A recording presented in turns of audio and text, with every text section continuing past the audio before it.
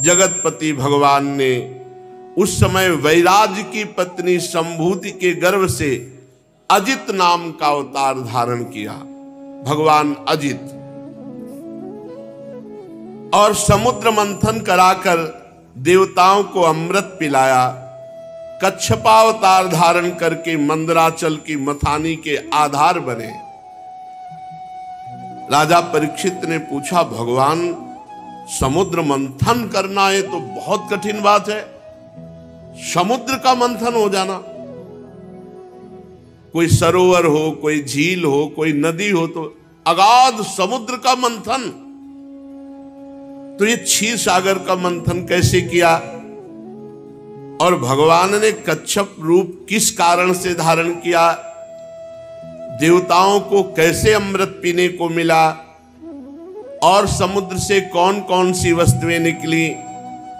इसमें भगवान की बड़ी रहस्यमयी लीलाएं हैं। आप कृपा करके सुनाइए, हमारी सुनने की प्रबल इच्छा है। आप ज्यों ज्यों भगवान की महिमा सुनाते जा रहे हैं, त्यों त्यों हमारा मृत्यु का भय हटता जा रहा है। और मेरे कान तो अघाने का नाम ही नहीं ले रहे। क्यों? कि बहुत दिनों से संसार की ज्वाला से तपा हुआ हमारा हृदय आज आनंदित हो रहा है।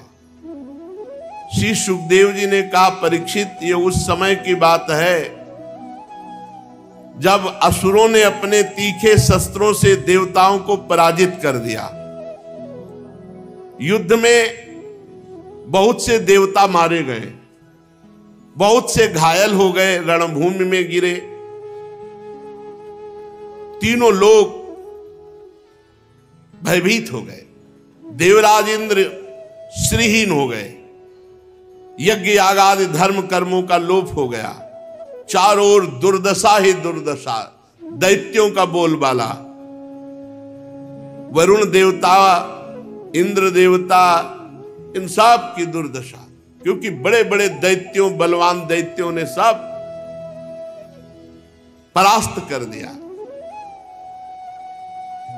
अब बड़े बड़े देवता मिलकर के ब्रह्मा जी के पास गए और कहा, महाराज आपने हमें लोकपाल बनाया है, आपने हमें त्रिभुवनपति बनाया, दैत्यों ने अपने बल से सब छीन लिया और सारी व्यवस्था भंग हो गई है।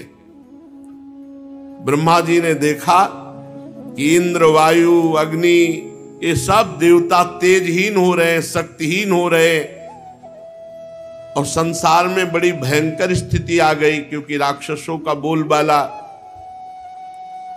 और असुर इसके विपरीत खूब फल फूल रहे। ब्रह्मा जी ने तत्काल मन एकाग्र किया और भगवान का स्मरण किया, समाधि में पहुंच गए। थोड़ी देर बाद समाधि से बाहर हुए और मुस्कुराते हुए बोले, देवताओं, मैं अर्थात ब्रह्मा, भगवान शंकर, तुम लोग असुर, दैत्य, मनुष्य, पशु, पक्षी, वृक्ष, स्वेदज, समस्त प्राणी भगवान के एक अंश से रचे गए हैं। हम उन्हीं भगवान की शरण में हैं। यद्यपि भगवान की दृष्टि में न कोई मित्र है, न कोई शत्रु है, न कोई दया का पात्र है, न कोई वध का पात्र है, न कोई उपेक्षा का पात्र है, न कोई आदर का पात्र है, क्योंकि सृष्टि सतोगुण, रजोगुण, तमोगुण उन्होंने ही रची है। पर जब कोई उनकी शरण में होकर उनको पुकारता है तब उसका पक्षपात ले लेते हैं। भगवान किसी का पक्षपात नहीं करते, पर जब कोई शरण में होकर उनको पुकारता है तो भगवान उसका पक्षपात ले लेते हैं। इसलिए जगत गुरु परमात्मा भगवान श्री हरि की शरण ग्रहण करो, वही हमें उपाय बताएंगे कि दैत्यों से कैसे जीतेंगे। भगवान ब्रह्मा जी देवताओं को साथ लेकर भगवान अजित के निज धाम वैकुंठ लोक में गए। वहां जाने पर कुछ नहीं दिखाई दिया। वैकुंठ में जाने पर कुछ नहीं दिखाई दिया किसी भी देवता को। तब ब्रह्मा जी ने स्तुति की। वैकुंठ में पहुंचने पर भी कुछ नहीं दिखाई दिया। जैसे वृंदावन आने पर भी आप क्या देख पा रहे हैं, यहां दिव्य लीला हो रही। ब्रह्मा जी ने स्तुति की। अविक्रियम सत्यम अनंतमाद्यम गुहाशयम निष्कल मप्रतर्कम मनोग्रयानम वचसा निरुक्तम नमामहे देववरम वरेण्यम। हे निर्विकार परमात्मा, हे सत्य भगवान, हे अनंत भगवान, हे आदि पुरुष, हे सबके हृदय में अंतर्यामी रूप से विराजमान अखंड अतर्क, आपको नमस्कार है। मन जहां जहां जाता है, ये साधक के लिए बहुत बढ़िया बात है, पकड़ ले। मन जहां जहां जाता है उसी उसी रूप में वहां आप पहले से ही विद्यमान हैं। इसलिए जहां जहां मन जाए वहीं भगवत भाव करके प्रणाम करो, मन एकाग्र होने लगेगा। देख लेना आप, किसी से भी द्वेष हो, मन जल रहा हो, उसको बार बार प्रणाम करो, मन शांत हो जाएगा। दोष दर्शन मत करना आंतरिक। किसी से भी द्वेष घृणा हो रही हो, हृदय जल रहा हो, तो उसको प्रणाम करो। हे प्रभु आप ही हो, मैं जान नहीं पा रहा, नाथ आपको प्रणाम है। आपका द्वेष खत्म हो जाएगा। जहां जहां मन जा रहा है वहीं वहीं भगवान की भावना से प्रणाम करो, मन एकाग्र हो जाएगा। देख लो, करके देख लेना। मन जहां जहां जाता है वहां वहां आप पहले से ही विद्यमान रहते हैं। प्रभु वाणी आपका वर्णन नहीं कर सकती। आप सबके आराधनीय स्वयं प्रकाश है। हम सब आपके चरणों में नमस्कार करते हैं।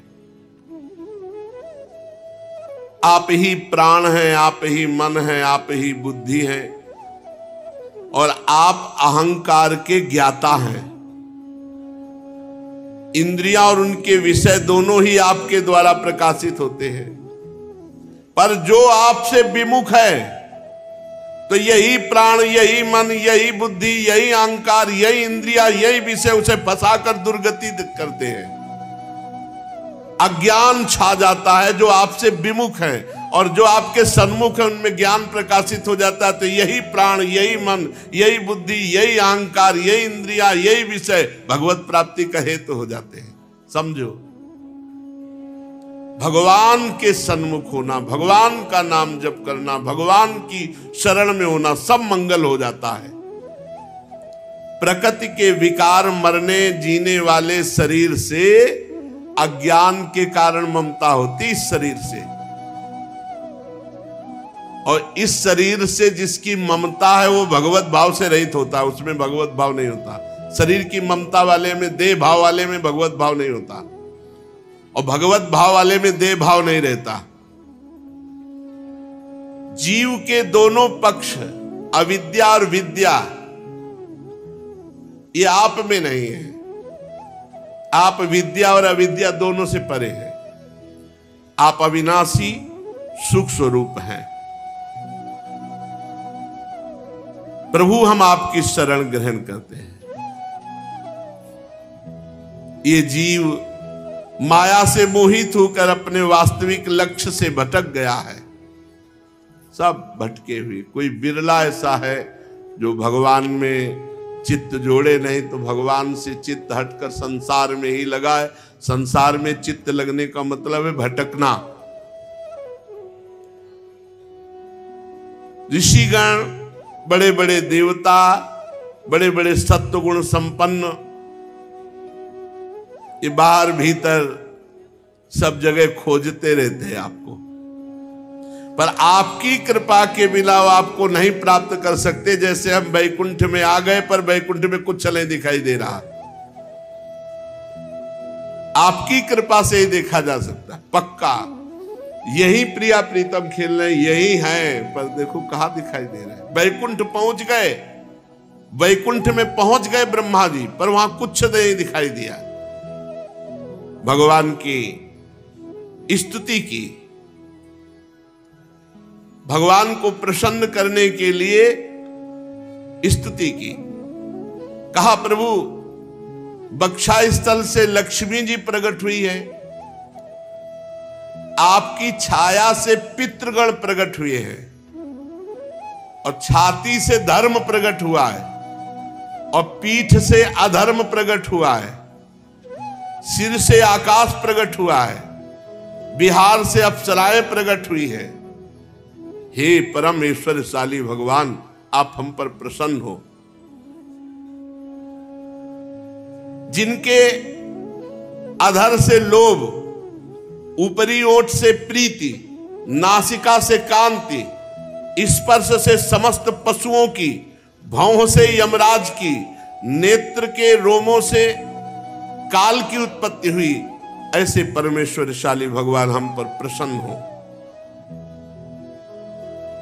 प्रभु आप योग माया के पति हैं, संपूर्ण ये अनंत ब्रह्मांड उसी माया के द्वारा प्रकट हुए हैं। हम शरणागत हैं, हम चाहते हैं कि आप हमें दिखाई दें। आप कृपा करो, मैं अपने इन्हीं नेत्रों से आपके धाम को देखना चाहता हूं। दर्शन कराइए प्रभु, ये आवरण हटा दीजिए। ये देहाभिमानी दुख भोगने वाले जीव चाहे जितना परिश्रम और क्लेश करे, पर आपसे विमुख होकर कभी वो सुखी नहीं हो सकते, विफलता हाथ लगती है। परंतु जो विवेकी चतुर जन है, वो आपका भजन करते हुए अपने सारे कर्म आपको समर्पित कर देते हैं, तो उनको परिणाम सुख मिलता है और भगवान की प्राप्ति होती है। भगवान को समर्पित किया हुआ छोटे से छोटा कर्म भी महान फल देने वाला होता है। इसीलिए कहते हैं कर्म समर्पण करो। प्रभु आपकी आराधना विश्व की आराधना है। जैसे बड़े वृक्ष की जड़ में पानी चढ़ा दे तो छोटी छोटी डालियां और फूल पत्तों को सींचना नहीं पड़ता, ऐसे आपकी आराधना, आपकी उपासना पूरे विश्व की उपासना है, पूरे विश्व की।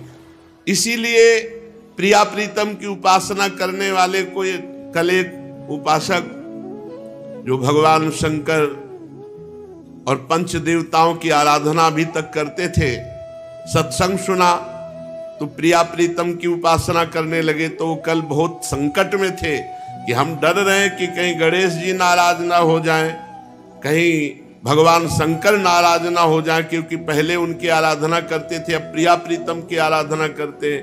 तो इस बात से समझ लो कि पहली बात तो भगवान शंकर की कृपा से ही ये आपको सुनने को मिला। जा पर कृपा न करें पुरारी, सो न पाओ मुनि भगत हमारी। और दूसरी बात यह है कि भगवान श्री कृष्ण चंद्र की आराधना से पूरे विश्व की आराधना हो जाती है। जैसे मूल में जल चढ़ा दो तो सर्वत्र पहुंच जाता है, ऐसे गीता जी के 15वें अध्याय में लिखा ऊर्ध मूल मधा शाखा मस्वत्तम प्राहुरभ्यम। भगवान सबके मूल हैं। देखो देखो कैसी सुंदर बात कही। जे ही ब्रह्मा जी ने स्तुति की कि हे नाथ, हम आपके धाम के और आपके दर्शन करना चाहते हैं, तो जे ही स्तुति पूर्ण हुई तो मानो करोड़ करोड़ सूर्य एक साथ प्रकट हो गए हो। ऐसा तेज, सब चौंधिया गए। ब्रह्मा जी, बड़े बड़े देवता, सबकी आंखें चौंधिया गई। आकाश, दिशा, पृथ्वी, शरीर कुछ नहीं दिखाई दिया। केवल भगवान शंकर और कुछ कुछ ब्रह्मा जी, इनके नेत्र खुले रहे, तब देखा वैकुंठ धाम। सोचो आप, इनको वैकुंठ धाम देखने के लिए भगवान ने दिव्य नेत्र दिए। और ये तो वृंदावन धाम है, प्रेम धाम। यहाँ रज रानी वृंदा सखी कृपा करें तभी वृंदावन झलके, नहीं तो वृंदावन में रहते हुए भी ईंटें पत्थर देख रहे हैं, कहाँ वृंदावन दिखाई दे रहा, कहाँ प्रिया प्रीतम दिखाई दे रहे। फिर देखा कि वैकुंठ धाम में मरकतमणि के समान स्वच्छ श्यामल शरीर, कमल के भीतरी भाग के समान सुकुमार, नेत्रों में लाल लाल डोरियां, चमकते हुए सुनहले रंग का रेशमी पीतांबर, सर्वांग सुंदर, शरीर के रोम रोम में प्रसन्नता फूट पड़ रही है। धनुष के समान टेढ़ी भौहें, बड़ा ही सुंदर मुख, सिर पर महामणिमय किरीट, भुजाओं में बाजूबंद, कानों में झलकते हुए कुंडलों की चमक पड़ने से कपोल और भी सुंदर दमक रहे हैं। मुख कमल खिला हुआ, कमर में करधनी की लड़ियां, हाथों में कंगन, गले में हार और चरणों में नूपुर शोभायमान थे। वक्षा स्थल पर श्रीवत्स चिन्ह, गले में कौस्तुभ मणि बनमाला ये धारण किए हुए थे। भगवान के निज पार्षद सुदर्शन चक्र आदि ये मूर्तिमान होकर सेवा कर रहे थे। सभी देवता पृथ्वी पर गिरकर साष्टांग दंडवत किया। फिर भगवान शंकर और ब्रह्मा जी हाथ जोड़ करके बोले, हे प्रभु, जन्म, स्थिति और प्रलय ये आपसे ही होते हैं, पर आप इनसे संबंध नहीं रखते। जो प्राकृत गुणों से रहित मोक्ष स्वरूप परमानंद के महान समुद्र हैं, सूक्ष्म से भी सूक्ष्म है, जिनका स्वरूप अनंत है, ऐसे ईश्वरशाली प्रभु हम लोग बार बार आपको नमस्कार करते हैं। हे पुरुषोत्तम,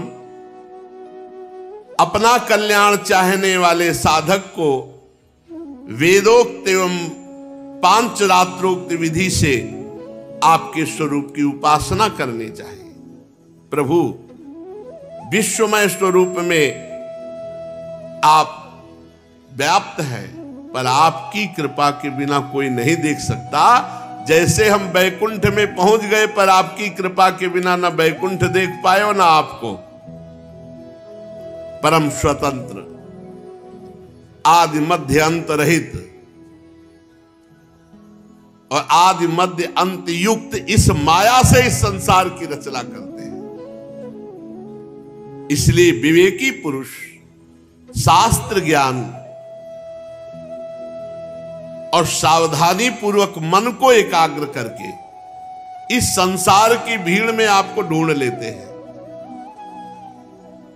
आपको ढूंढ लेते हैं, आपके स्वरूप का साक्षात्कार कर लेते हैं। जैसे मनुष्य युक्ति द्वारा लकड़ी से आग प्रकट कर लेता है, युक्ति द्वारा गौ से दूध और दूध से घी, युक्ति द्वारा पृथ्वी से अन्न और जल, युक्ति द्वारा आजीविका, युक्ति द्वारा, वैसे ही भक्ति योग, ज्ञान योग के द्वारा युक्तियों से आपको इसी संसार में प्राप्त कर लिया जाता है। यही हैं आप। जैसे दूध में घी है पर युक्ति के द्वारा, ऐसे ही इस संसार के भोगों से जला हुआ जीव जब आपकी लीला कथा में आकर के बड़ा आनंद, जैसे जंगल में लगी हुई आग के दावानल से झुलसा हुआ हाथी गंगा की धारा में आके खड़ा हो जाए, एकदम शीतल, ऐसे संसार के भोगों से जला हुआ जीव जब भगवान की कथा में बैठता है तो बड़ी शीतलता मिलती है, इंद्रियों को बड़ा सुख मिलता है। अगर वो साधक है तो चैतन्य होकर भगवान के चिंतन में डूबेगा, और अगर विषयी है तो सो जाएगा, उसकी इंद्रियां तमोगुण में लीन हो जाएंगी। प्रभु, हम आपके चरणों की शरण में हैं। मैं ब्रह्मा, भगवान शंकर, अन्य देवता, ऋषि, दक्ष प्रजापति, ये आप ज्वाला की चिंगारी हैं। प्रभु, आप आदेश दीजिए कि इस समय जगत का मंगल कैसे होगा। ब्रह्मा आदि देवताओं ने जब इस प्रकार भगवान से विनय की तो भगवान समस्त देवता और जगत का मंगल करने के लिए बोले, ब्रह्मा, महादेव और देवताओं, तुम लोग सावधान होकर सुनो, तुम्हारे कल्याण का उपाय जो हमने निश्चित किया है। इस समय असुरों पर काल की कृपा है, इसलिए तुम विजय नहीं प्राप्त कर सकते, काल असुरों के अधीन है। अब राजनीति कहती है प्रीति नीति अलग होती है, राजनीति अलग होती है। राजनीति कहती है कि तुम असुरों के पास जाओ और हाथ जोड़ो और उनसे दोस्ती करो, संधि करो, ये राजनीति कहती है।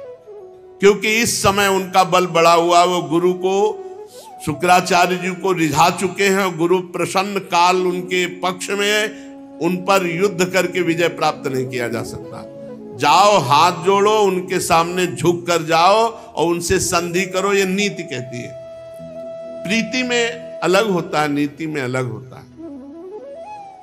जब विभीषण जी आए तो भगवान ने राजनीति की रक्षा करने के लिए सुग्रीव से पूछा कि क्या किया जाए, ये विभीषण आया है।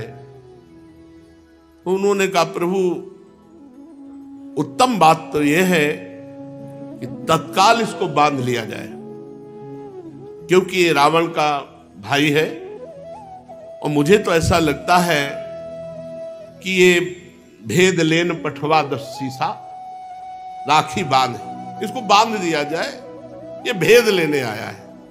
तो भगवान ने जो कहा, सखा नीति तुम नीक विचारी, नीति तो बढ़िया कही लेकिन प्रीति रीति के खिलाफ है।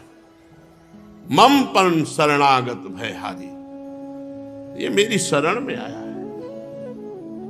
अगर ये तुम्हारी नीति के अनुसार, बढ़िया कही तुमने नीति, अगर ये नीति मान भी ली जाए कि ये हमारे बल का रहस्य जानने आया है, तो ये क्या जान पाएगा। जगमौ सखा निशाचर जेते, लक्ष्मण हरे निमिष मौते थे। केवल लंका में नहीं, पूरे विश्व ब्रह्मांड में जितने निशाचर पलक झपकते लक्ष्मण जी मार देंगे। ये क्या जान पाएगा हमारे बल को। और जो सभी तावा सरनाई, तो रखियो ताई प्राण किनाई। जाओ उभय भांति ते लाओ, उभय भांति दोनों तरह। अगर ये भेद लेने आया तो भी सम्मान से लाओ, और शरणागत आया तो रखियो ताई प्राण किनाई। उभय भांति ते आनो, हंसी कह कृपा निकेत।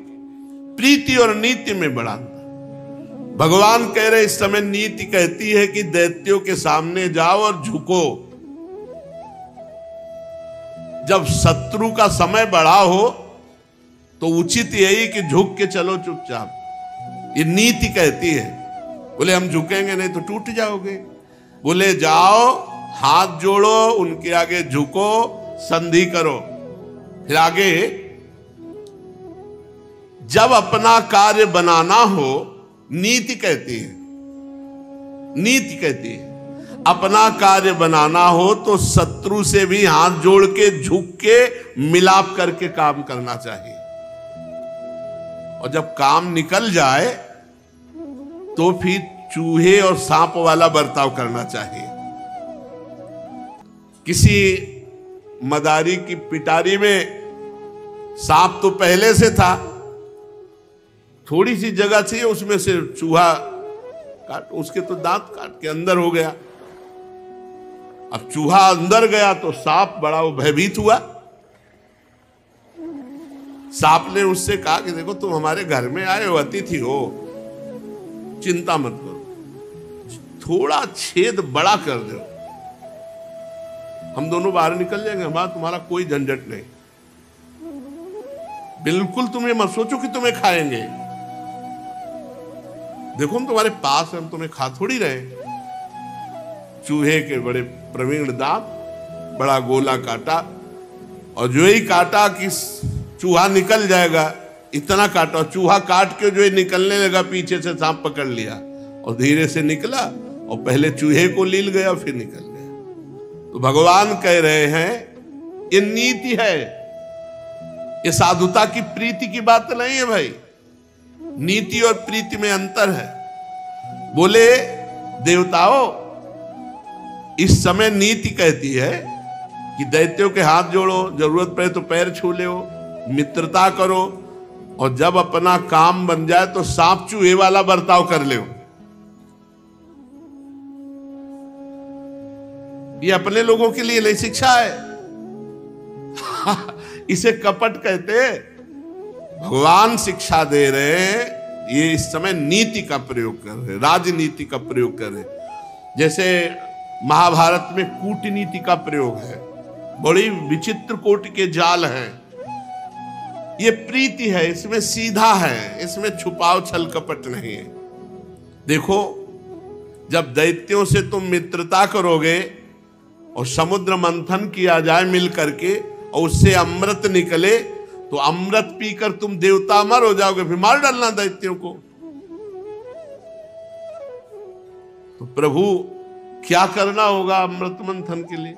बोले क्षीर सागर में पहले लताएं औषधियां, ये हम सब बताएंगे, वो लताएं वो औषधियां सब डालो, मंदराचल की मथानी, वासुकी नाग की रस्सी और मेरी सहायता से समुद्र मंथन करो। चलो, आलस्य प्रमाद का त्याग करो। देवताओं, विश्वास रखो, जिसके पक्ष में मैं होता हूं फल उसे मिलता है, और जो मेरे से विमुख होता है उसे श्रम क्लेश यही हाथ लगता है। असुर लोग जो जो शर्त चाहे वो शर्त स्वीकार कर लेना, शांत रहना, क्रोध मत करना, हाथ जोड़ना, झुक के रहना। भगवान ने काम बनाना हो तो शत्रु के सामने ऐसे झुक के रहो, भगवान ने आदेश किया। देखो, सबसे पहले समुद्र मंथन में कालकूट विष निकलेगा, तुम घबराना नहीं। समुद्र में और भी वस्तुएं निकलेंगी, लोभ मत करना, मैं जिसको इशारा करूं वही लेगा। और वो वस्तु ना मिले तो क्रोध मत करना, झगड़ा बीच में मत शुरू कर देना, नहीं मारे जाओगे जब तक अमृत ना निकले। भगवान ने पक्का देवताओं को किया।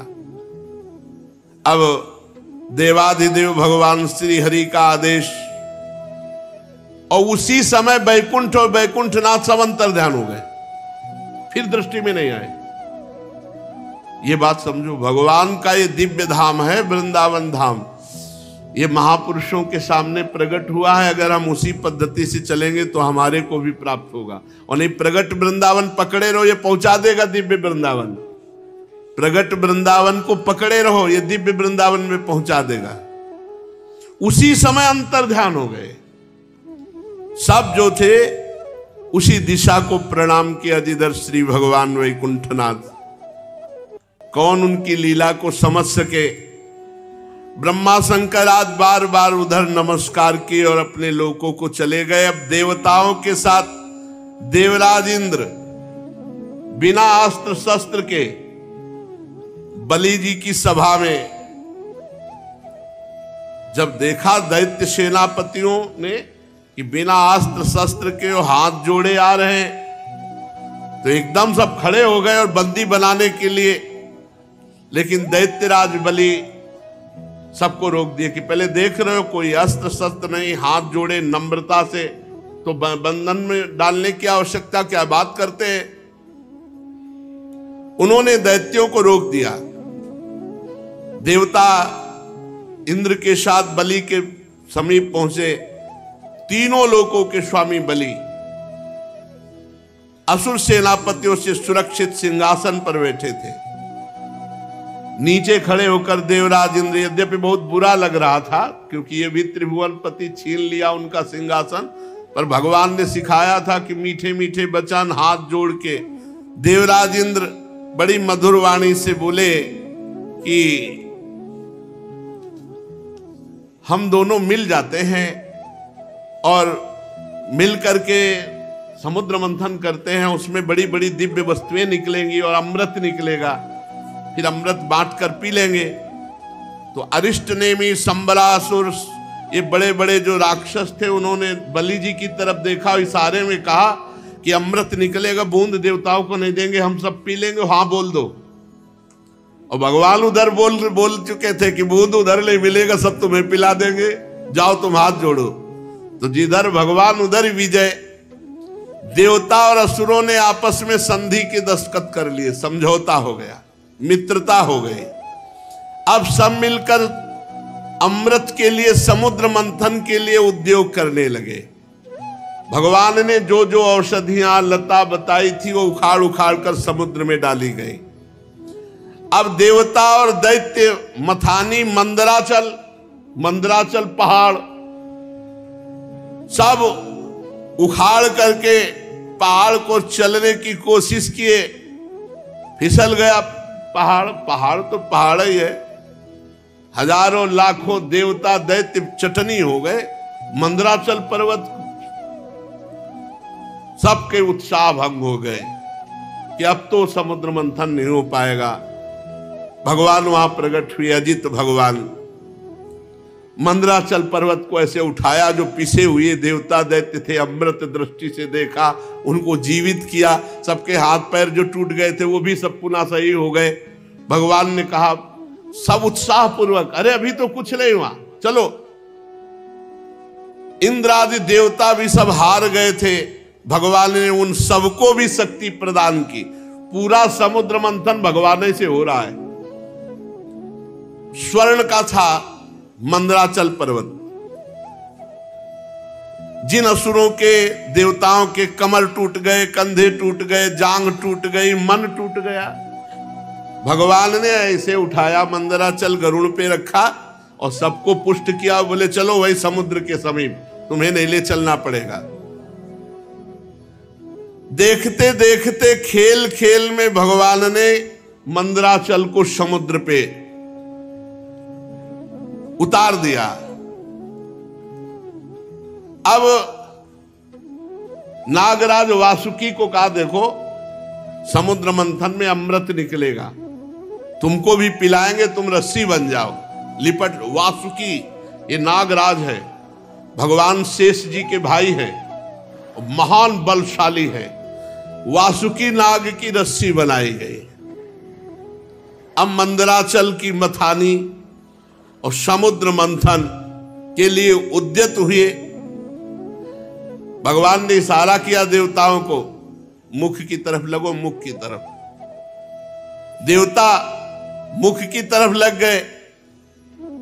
असुरों ने कहा ये तो बेइज्जती हमारी, सांप के पूंछ का निकृष्ट भाग होता है, हम पीछे थोड़ी लगेंगे, हम कोई नीची योनि है। छोड़ दिया, समुद्र मंथन नहीं होगा। भगवान ने देवताओं से कर लगो, विवेक का प्रयोग किया भगवान ने, यहां विवेक का। सांप के मुंह से जे भी रगड़न होगी तो विष निकलेगा, तो सब झुलसेंगे। तो भगवान ने पहले देवताओं, तो उन्होंने समझा मुख श्रेष्ठ होता है, इसीलिए देवता लगे। बोले समुद्र मंथन नहीं होगा, या तो हम मुख की तरफ लग। भगवान ने कहा लगो लगो, मुख की तरफ लगो। देवताओं से कहा आ जाओ, पीछे आ जाओ, पीछे आ जाओ।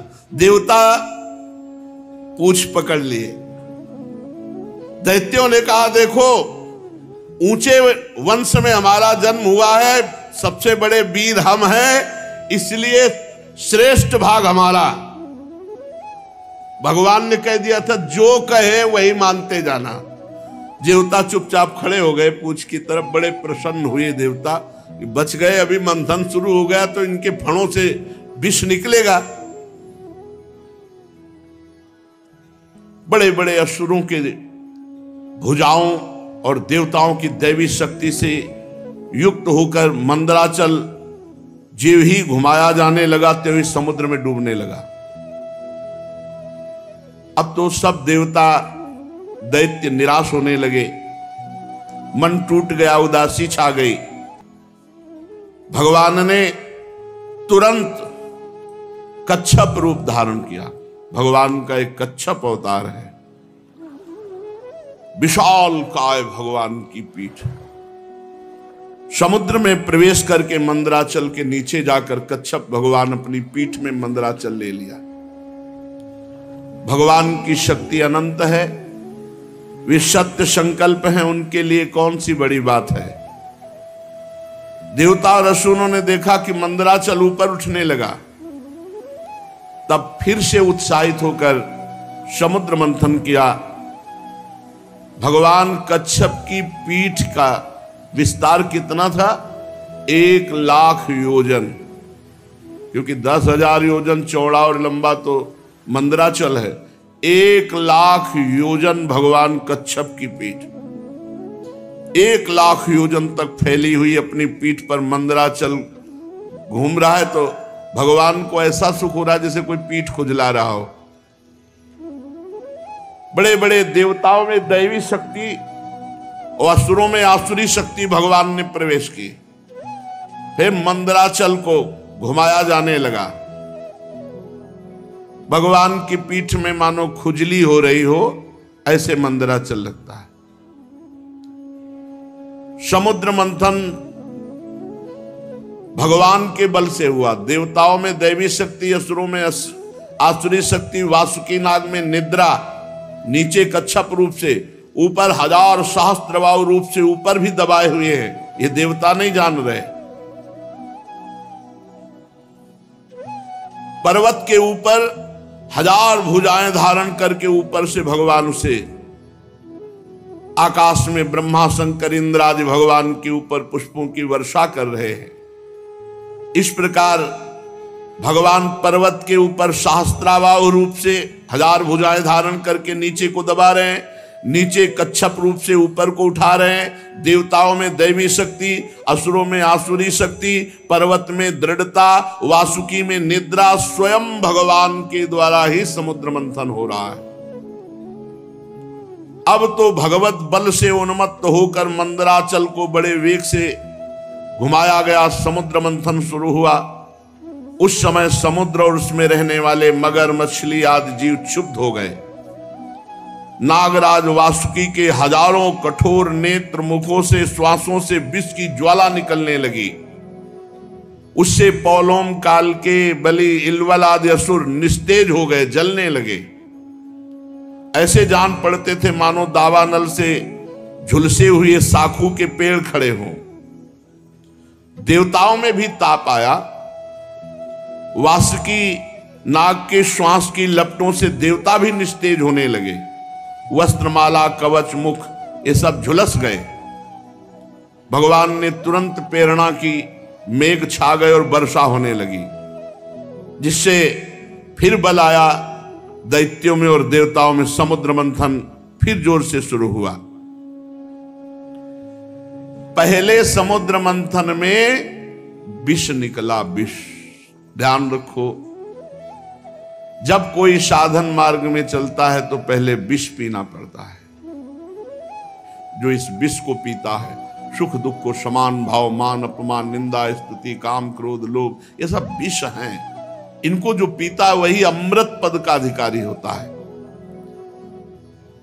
भगवान मेघ के समान सांवले शरीर पर सुनहला पीतांबर, कानों में बिजली जैसे चमकते हुए कुंडल, सिर पर मुकुट, घुंघराले बाल, नेत्र लाल लाल रेखाओं से युक्त, गले में बनमाला सुशोभित, संपूर्ण जगत को अभय दान करने वाले विश्व